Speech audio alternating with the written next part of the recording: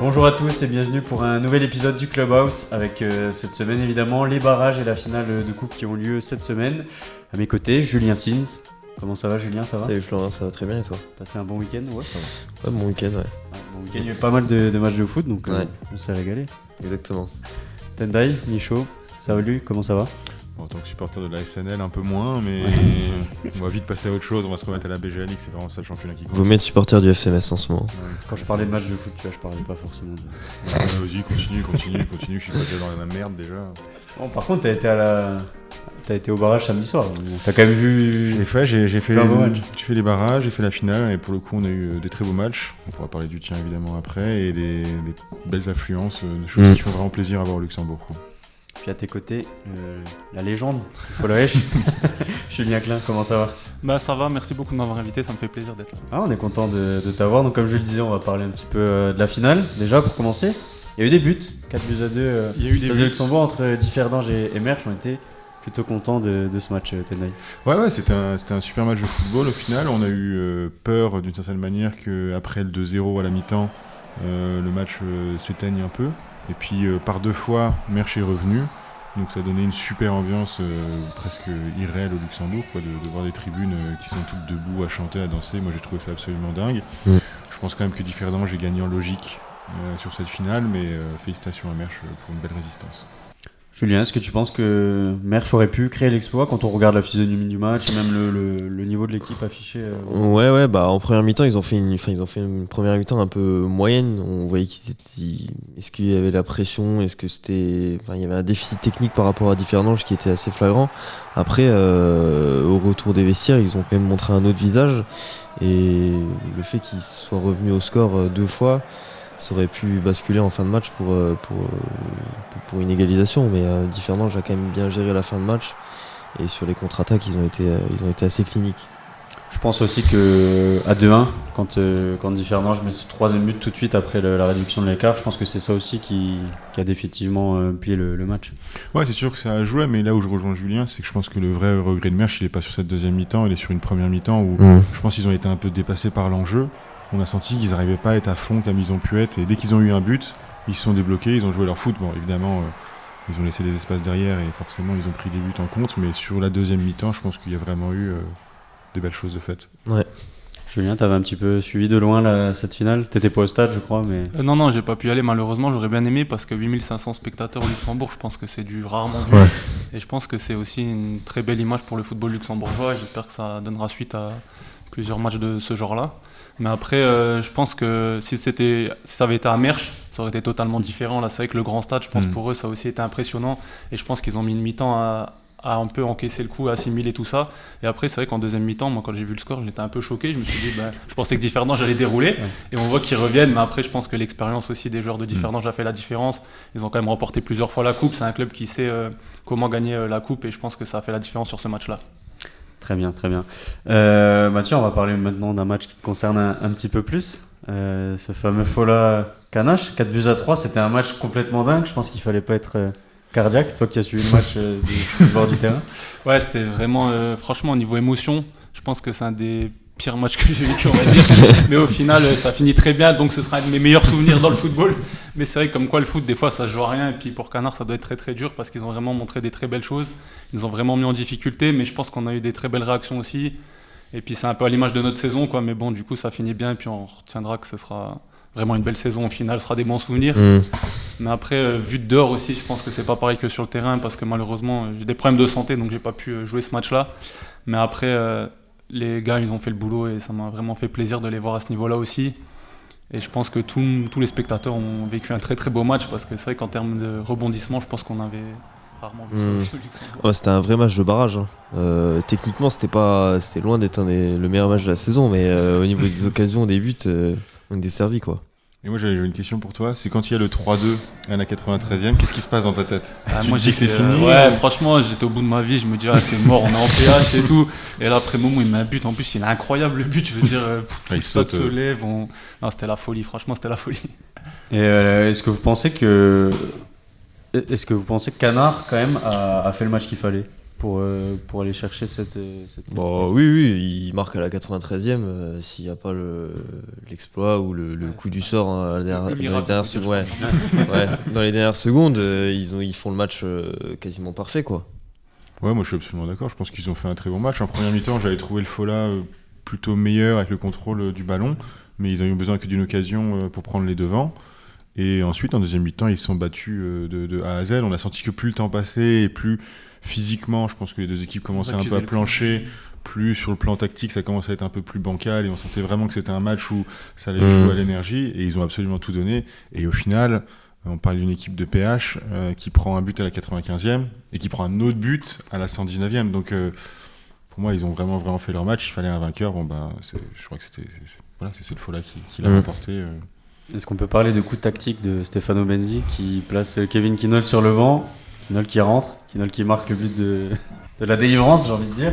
C'est bien senti de la part du coach. Ah bah c'est bien senti de la part du coach, ça c'est sûr et certain, clairement. On voit que le choix a payé, le choix a été bon.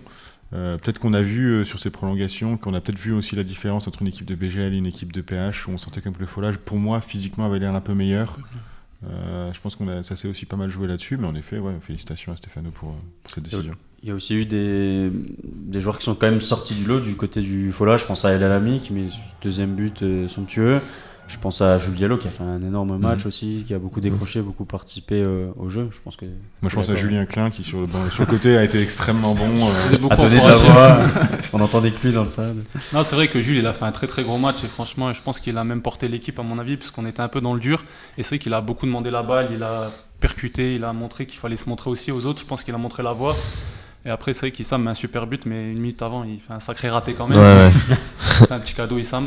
Et du coup, non, heureusement qu'il met ce but-là. Je pense que ça lui permet aussi de passer vite à autre chose, parce que si ça serait resté dans sa tête pendant 10-20 minutes, il n'aurait pas fait la même fin de match non plus. Donc je pense que ça lui a fait du bien, ça nous a fait du bien. Et c'est vrai que pour nous, le scénario, il était parfait au final. Et puis, tant mieux pour le Fola, quoi. Est-ce que tu as eu peur de la séance de tir au but? Franchement, dans les prolongations, je me dis, mais ils veulent aller au tir au but et c'est pas forcément une bonne idée, parce qu'après, c'est vraiment un peu de la loterie. Donc, je me suis dit, j'espère qu'on va avoir un deuxième miracle dans ce match-là. Et là, c'est que le but de Kevin, il est aussi incroyable, parce que la balle, le gardien la touche, elle va à 2 à l'heure dans le but. Ouais. C'est le film des films, c'est incroyable. Et puis, pas dans le même temps, mais 2 jours après, il y avait l'autre barrage. Tendai qui était, Kerjeng, Betambourg. 3-2, là encore quand même, club de PH qui a donné du fil à retordre à un club de BGL League. Ouais, on a vu 2 matchs où finalement c'est la BGL qui l'emporte, mais 2 matchs où ça joue vraiment à pas grand chose, parce que si on prend ce match, je pense que Betambourg pourra vraiment avoir des regrets. T'as une première mi-temps où Betambourg marque assez tôt de manière méritée.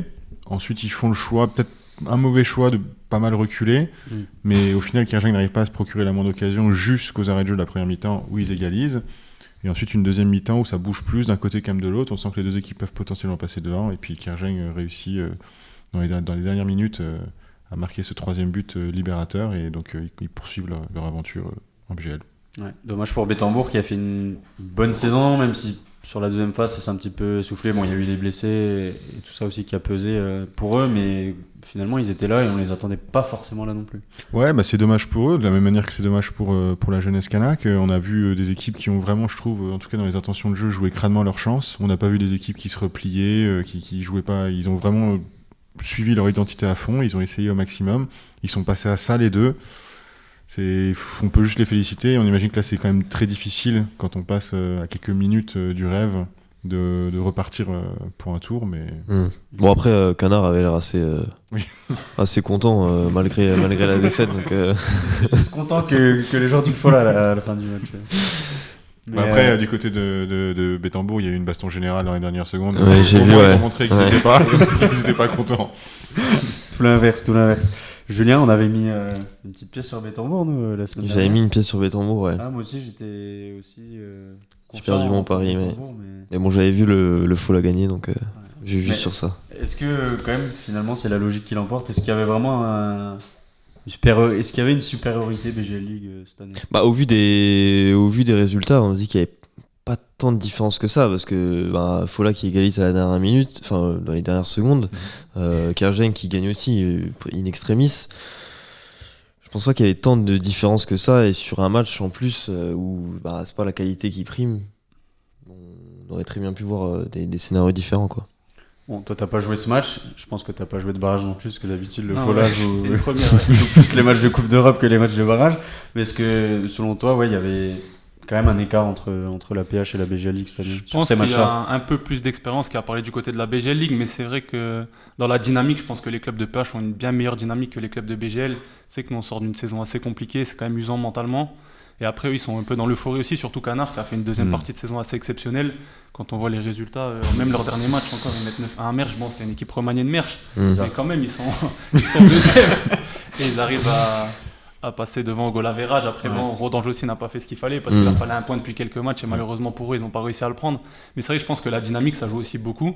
Et après, heureusement, peut-être un petit écart de niveau quand même, et puis l'expérience fait le reste à mon avis. Mais c'est vrai que c'est surtout des faits de match et que ça se joue vraiment à pas grand-chose, comme on l'a vu sur ces deux matchs-là. Alors, il y a quelque chose qu'on a pu apprécier sur ces matchs ce week-end, sur ces matchs de barrage, c'est l'affluence, l'ambiance qu'il y avait dans ces matchs-là, l'ambiance, la présence des supporters au stade, en nombre. Bon, la finale, c'était un peu particulier, 8000 personnes, ça aussi, ça fait un peu partie de ça. C'était dingue. Donc c'est là où on peut se poser la question, justement, comment, on va dire, convertir cet engouement qu'il y a sur cette fin de saison sur le championnat tout au long de la saison, qu'on n'arrive pas forcément à retrouver dans les stades du championnat. Ouais, c'est sûr, mais je pense qu'on s'est tous fait la réflexion quand on était au match, que ce soit les barrages ou la coupe, on était à la fois à se dire c'est génial, et en même temps on se disait putain mais fait chier quoi, pourquoi c'est pas comme ça plus régulièrement. Alors évidemment on va pas se leurrer, on s'imagine bien que tous les matchs du BGL peuvent pas avoir 1000 personnes et une influence et une ambiance comme ça, mais on se dit qu'il y a des gens qui sont généralement jamais là, qui, je pense, ont eu des scénarios de dingue sur le terrain, qui ont eu des ambiances de dingue en tribune, parce que Fola Canac, ça envoyait, quoi. Ça chauffait, c'était... Et tu vois même que les joueurs, ils s'en nourrissent, qu'ils demandent le soutien du public, des choses qu'on voit pas généralement. Donc tu te demandes pourquoi est-ce que ces gens-là ne viennent pas ensuite pour les matchs réguliers de championnat. C'est une question qui... Après, évidemment, il y a plein de facteurs, hein, finale de barrage, beau temps, tout ce que tu veux, etc. Ouais. Mais il y a un petit côté frustrant derrière tout ce bonheur de voir tout ça, quoi. Et est-ce qu'il n'y a pas aussi le fait que, au-delà de l'enjeu, il y a aussi peut-être le fait d'être pas forcément concerné par les équipes et du coup venir voir simplement un match de foot en jeu, parce que tu vas forcément aller voir, je sais pas moi, Swift Strassen, il n'y a pas 500 personnes, 600 personnes qui sont pas concernées. Ouais, mais il n'y avait pas beaucoup de spectateurs qui étaient neutres, c'est ça que je veux dire. Donc les gens, ils ont quand même l'air bien concernés par le Fola, parce qu'ils criaient de la première à la dernière minute, donc s'ils sont pas concernés, je dis bravo, il y a même le capot du Progrès qui est venu avec son tambour, prêter main forte aux supporters. Après, on a vu pas mal de joueurs aussi de BGL League et tout, on a croisé quelques-uns qui venaient... Beaucoup d'acteurs aussi du football, il y avait même pas mal d'arbitres, de staff, de choses comme ça, donc c'est vrai que quand il y a un seul match, les gens peuvent venir voir le match, mais si eux ils jouent, c'est que c'est toujours le même problème, quoi. Quand il y a plusieurs matchs en même temps, forcément ça divise aussi l'influence, et puis les acteurs du football ne peuvent pas aller voir d'autres matchs, donc c'est vrai que c'est aussi ça. Moi j'ai vu beaucoup de joueurs au bord du terrain, quoi. C'est c'était assez impressionnant. C'est vrai que finalement, elle est là la principale problématique, c'est la programmation des matchs. Bah oui, parce qu'on parle souvent de la programmation des matchs en BGL où tous les matchs sont à la même heure, mais je le rappelle encore une fois que c'est pas que la BGL, quoi. C'est aussi la promotion, il y a un nombre incalculable de matchs à la même heure, donc en effet c'est sûr que c'est déjà un gros problème pour avoir du monde dans le stade, mais on insiste souvent là-dessus, mais quand on voit le monde qu'il y a eu pour ces matchs de barrage, ça renforce vraiment l'idée qu'il faut avoir une réflexion là-dessus et commencer à trouver une programmation qui soit plus intéressante pour que ne serait-ce que chaque week-end, tu aies 1, 2, 3 matchs qui soient à une horaire seule pour que tout le monde puisse venir, même des acteurs en effet, des curieux, des gens qui hésitent et qui disent bon allez pourquoi pas, etc., qui ont le temps pour enfin avoir des ambiances qui en font du bien. Ouais, après, je pense qu'il faut pas non plus se leurrer et se dire que si avec le changement de programmation on aura 1000 personnes à tous les matchs, ça restera quand même les barrages et la finale, ça reste quand même des moments un peu hors du temps, enfin c'est quand même exceptionnel, mais oui effectivement s'il y a bien une chose à changer en premier lieu c'est la programmation. Ouais. Et j'ai vu aussi, alors parmi les réactions qu'on a vues notamment sur le réseau, il y a certaines personnes qui suggèrent peut-être de réduire le nombre d'équipes pour un peu renforcer la compétitivité. Est-ce que vous pensez, toi par exemple qui es joueur, est-ce que tu penses que ça doit passer par là ou pas forcément ? Bon après quand on voit cette saison, il n'y a pas eu d'équipe qui a vraiment été lâchée, donc c'est vrai que c'est pas comme où il y a d'autres années où des équipes finissaient avec 5 points, donc c'est vrai que là on se demande la pertinence de faire monter pour avoir autant d'équipes. Mais c'est vrai que cette année, je trouve que c'était un championnat assez ouvert, aussi bien vers le haut que vers le bas. Donc quand c'est homogène comme ça, je vois vraiment pas de problème à ce qu'il y ait autant d'équipes, quoi. Je suis d'accord. Ouais, moi je suis plutôt d'accord avec ça. Quand tu vois le championnat, jusqu'à la dernière journée, ça se jouait sur le haut de tableau, il y avait encore de l'enjeu. Au bas de tableau, il y avait énormément d'enjeux. Il n'y avait aucune équipe qui était vraiment larguée, quoi que ce soit, tout au long de la saison. Donc l'argument là, je pense qu'il est influencé, comme tu dis, par certaines saisons où on a vu des équipes qui étaient catastrophiques de chez catastrophiques et qui prenaient des valises chaque semaine. Et là, en effet, je pense que ça influence pas mal. Mais je pense que si déjà on s'occupe... non, mais voilà, donc, je vais faire ma gueule. C'est bon, j'ai bien compris. J'allais remettre un ticket au Non, il met un parti, buzzer. C'est temps de parole. Moi, c'est temps de parole. dépassé, Toi, ta toi, gueule maintenant, c'est bon. Il nous met le couteau sous la gorge pour qu'on se mette en silencieux et c'est lui qui sonne. c'est Putain, moi qui- je te jure. Je suis le mauvais élève. Pardon, Tendai.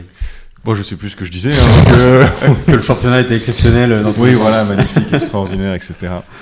Non, sincèrement, je sais plus du tout ce que je disais, mais faut qu'on passe à autre chose. Moi, Donc il n'y a pas d'équipe décrochée cette année finalement. Voilà, c'est ça. Et que bah, voilà, le championnat n'a pas besoin de perdre d'équipe cette saison, je pense. Attrape-toi, ouais. Ouais, je me rattrape comme je peux. Tu vois, je pagaie, Je je nage nage. un peu, ouais. Bon, on va passer à toi, Julien, pour cette dernière partie de l'émission.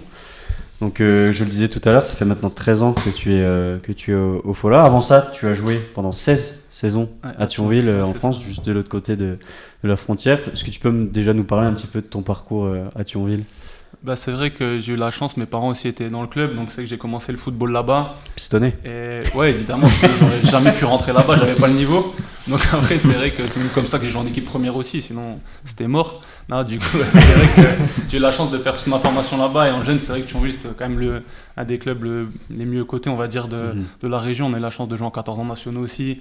On avait vraiment une belle génération et c'est vrai que j'ai eu la chance de jouer avec tous ces joueurs-là. Et c'est vrai que c'était vraiment agréable, c'était pas loin de chez moi non plus. Donc c'est vrai que franchement, c'était le top quand j'étais jeune et que des bons souvenirs là-bas. Après, j'ai joué aussi en senior là-bas, du coup, j'ai fait 3 ans, je crois. On a gagné une fois la Coupe de Lorraine. On est monté aussi en CFA2, National 3 maintenant. Donc c'est vrai que c'est beaucoup de bons souvenirs. À part la dernière année, c'était un peu plus compliqué aussi, où on est descendu. Ouais. Mais sinon, c'est vrai que c'est beaucoup de bons souvenirs là-bas. Ouais. Et comment tu te retrouves au Fola? Comment ton transfert il se passe? J'ai eu un peu de chance, en fait, c'est grâce à Christian Strasser. Parce qu'à la base, il était venu me voir pour que j'aille à Mondorf. Et après, il a dit, franchement, je pense que tu peux jouer au Fola. Donc c'est vrai que c'était... à l'époque, on était un peu devant Mondorf, maintenant c'est un peu l'inverse. Mais du coup, à l'époque, c'est vrai qu'il a dit, franchement, il y avait son frère qui était là-bas aussi. Donc il m'a dit, si tu veux, je peux t'aider à rentrer là-bas. Et ça s'est fait comme ça. Donc c'est vrai que je dois le remercier aussi pour ce choix qu'il a fait pour ma carrière. Parce que c'est vrai que du coup, j'ai vécu vraiment de très beaux moments grâce à lui aussi. Bah, moi, c'est sur cette saison plutôt. Ouais. Est-ce que c'est Pas ma meilleure quand même. Ouais, j'allais dire, est-ce que psychologiquement, c'est la pire saison que tu as pu vivre dans ta carrière? Je pense oui, clairement, c'est vrai que ça a été très très dur. On s'y attendait un peu malheureusement, mais c'est vrai que ça a été plus dur que ce que je pensais en début de saison.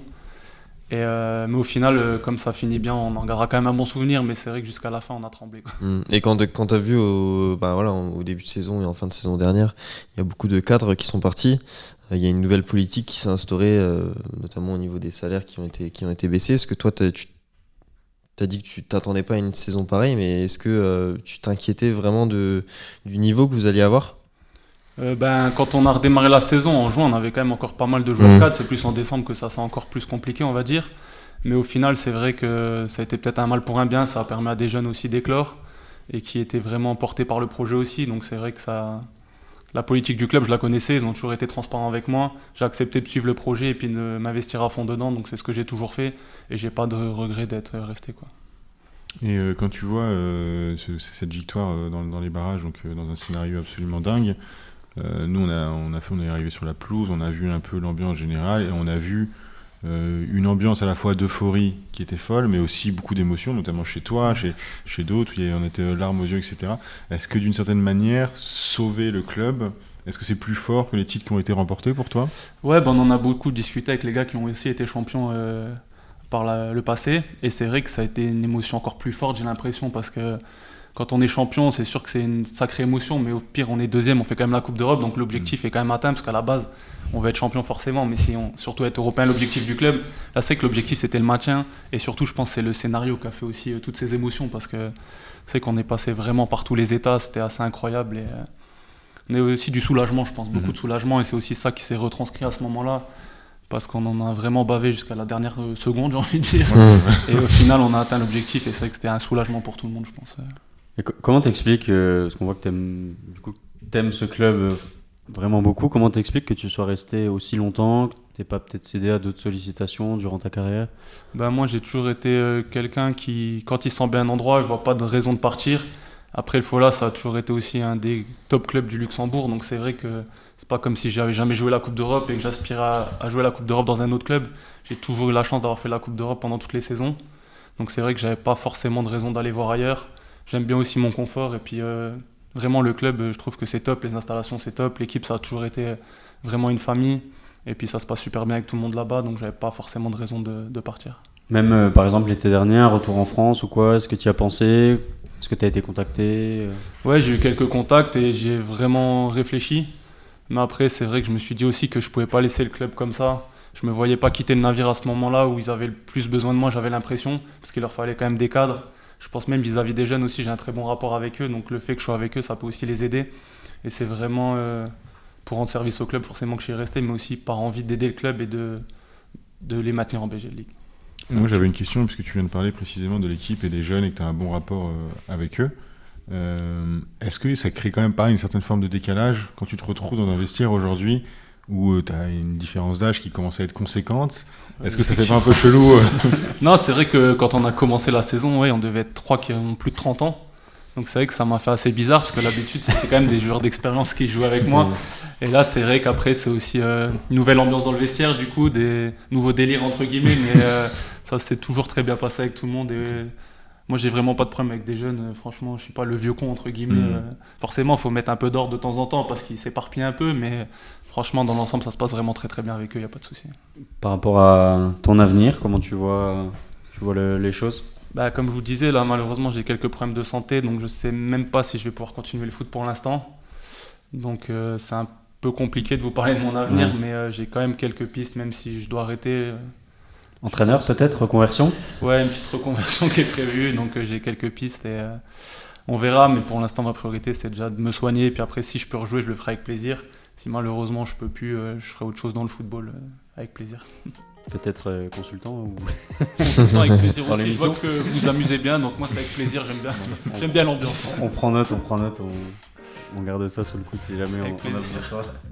Les gars, merci d'avoir été présents. Je sais pas si vous avez peut-être une dernière question à notre invité, mais sinon Ça va? on va conclure. Ouais, ça tranquillement. va. Passez un bon week-end. Ouais, top, franchement, d'après le match de jeudi, j'en ai pour un mois d'euphorie, je pense, donc Ouais. tout va bien. Voilà, t'es tranquille pour un Au prochain match du Fola, je pense. Ouais.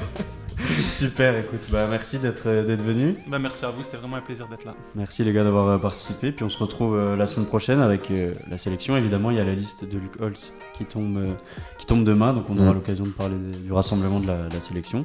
Évidemment, on vous propose comme d'habitude de laisser vos commentaires, de partager l'émission pour la faire grandir. Et puis on se dit à la semaine prochaine. Ciao, ciao. Ciao. Salut.